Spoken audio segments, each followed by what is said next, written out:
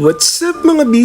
For today's video, arat-nat samahan nyo nga pala ako magluto ng chicken paksiw. Grabe ng pagka-chef ng person. Bagong lahat, don't forget to share, like, and follow me para hindi naman kayo na grade 2. Bago tayo mag-umpisa, syempre kailangan natin buuin yung ingredients. Meron tayong manok, sibuyas, bawang, laurel, may patatas, and option lang nga pala guys kung lalagyan ng patatas. Syempre hindi naman mawala ang Mang Tomas. Grabe naman, parang di nag-iisip. Uy, di ka mga away. Una ko nga palang isinalang yung patatas natin dito. I-frinay ko nga lang pala ito ng konti and inintay ko lang siya mag-golden brown. And after nun, syempre tapos na, parang di ka naman nag-iisip.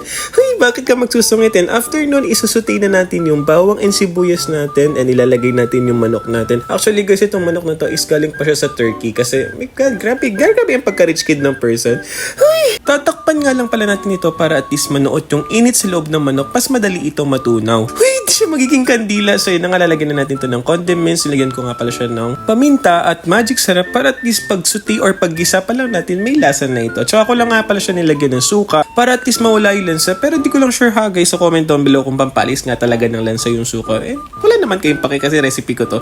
Uy, di ka magsasama. Lagyan ko na nga din pala to ng laurel and syempre hindi naman papahuli yung Mang Tomas kasi ito yung main ingredient siya. Paano magiging lechon paksiw to or chicken paksiw ko lang Mang Tomas? Grabe naman talaga ang person para hindi nagtitink. Halu-haluin nga lang pala natin to guys and nilagyan ko nga din siya ng extra water kasi napansin ko medyo matigas pa yung manok. Tapos doon nilagay ko na nga pala yung mga firinay nating patata kanina kasi sabay-sabay ko na tong papakuluan and para at least sabay na din sila lumambot. For the finish na nga pala ang recipe natin for today's video at grabe naman talaga ang pagka-plating ng mga person. Kung mapapansin yung mga napakadaling lutuin lang niya tapos pag nagpunta kayo sa restaurant o order kayo ng kung anong klase ng ulam ng pambahay, napakamahal dahil pinaganda lang, pina-aesthetic lang naman. Kaya comment down below guys, umorder na kayo sa akin.